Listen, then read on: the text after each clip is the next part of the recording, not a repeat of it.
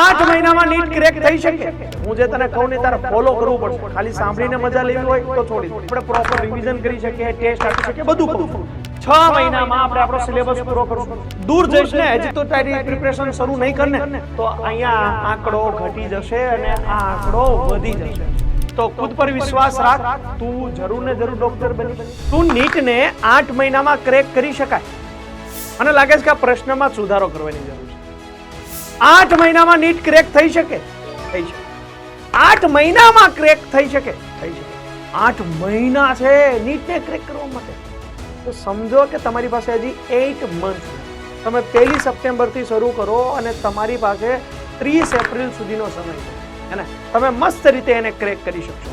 પરંતુ વાત સાંભળજે, હું જે તને કહું ને તારે ફોલો કરવું પડશે. ખાલી સાંભળીને મજા લેવી હોય તો છોડી દો, તો નહીં થાય. પણ તારે એને ફોલો કરવું પડશે, તારે મહેનત કરવી પડશે. તારે અત્યાર સુધીની તારી જે પણ મહેનત છે એને 2x કરીને તારે મેથવું પડશે. તો થશે. જિદ્દી બનવું પડશે. ગમે થઈ જાય એ કરવું પડશે તો થઈ જશે. અમારી એક વાત સાંભળી લે. શું કરવાનું છે એ હું તને સમજાવી દઉં. 180 મતલબ કે 6 મહિના. પહેલા આપણે 6 મહિના શું કરશું કે આપણે પહેલા આપણો સિલેબસ પૂરો કરશું, હે ને?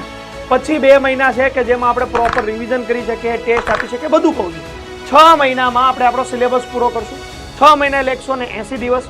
180 ભાગ્યા સબ્જેક્ટ વાઇઝ ચેપ્ટર્સ કરી લે, હે ને? દરેક સબ્જેક્ટના, કેમેસ્ટ્રી હોય, ફિઝિક્સ હોય, પછી બોટની હોય કે ઝૂલોજી. ઉદાહરણ તરીકે કેમેસ્ટ્રી કહું, 30 ચેપ્ટર તું મૂકી દે તો 180 ભાગ્યા 30, હે ને? તો તારે 6 આવશે. મતલબ કે તારે 6 દિવસમાં ચેપ્ટર પૂર્ણ કરવાનું છે. અહીંયા જે પણ આંકડો આવે એ દરેક સબ્જેક્ટનો, એટલે તારે ડેઈલી દરેક સબ્જેક્ટનું સ્ટડી કરવું પડશે. એવું નહીં ચાલે કે તું આજે ફિઝિક્સ કરી લે, તું આજે કેમેસ્ટ્રી કરી લે, આજે ખાલી તું બાયોલોજી કરી લે, તો બેટા નહીં. આ જ ભૂલ બધા કરે છે ને. તો તારે શું કરવું પડશે? ડેઈલી દરેક સબ્જેક્ટનું કરવું પડશે. એટલા દિવસમાં તારે પ્રકરણ પૂર્ણ કરવું જરૂરી બની જશે. હજી તો આ દૂર જઈશ ને, હજી તો તારી પ્રિપરેશન શરૂ નહીં કરને તો અહીંયા આંકડો ઘટી જશે અને આ આંકડો વધી જશે.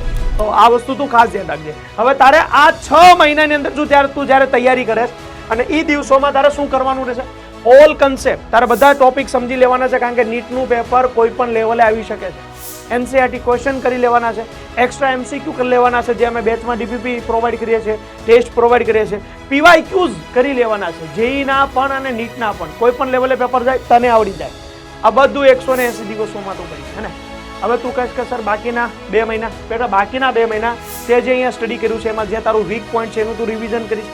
જે આવડે છે એને વધારે વખત ક્વેશ્ચન થ્રુ રિવિઝન કરીશ. ખાલી બુક વાંચવાની નથી, એનું રિવિઝન કરીશ. મોક ટેસ્ટ આપીશ. કારણ કે તું જેટલું મોક ટેસ્ટ આપીશ ને 3 કલાકની અંદર પેપર પૂર્ણ કરવાની જેટલી તું કોશિશ કરીશ ને છેલ્લા સમયમાં, એટલું જ તારું પરફોર્મન્સ સારું થતું જશે, તારી પ્રેક્ટિસ સારી થતી જશે અને કોન્ફિડન્સ લેવલ વધતું જશે. અને એ તારે કરવાનું છે 62 ડેઝમાં. બેટા થઈ જાય, હે ને? 62 ડેઝમાં થઈ જાય. આખું મૂવી બની જતું હોય છે, હે ને? ચાલ ભાઈ આવી જા. તો ખુદ પર વિશ્વાસ રાખ. તું જરૂર ને જરૂર ડોક્ટર બની, હે ને? પણ તારા કરવું પડશે. ગુડ લક બેટા.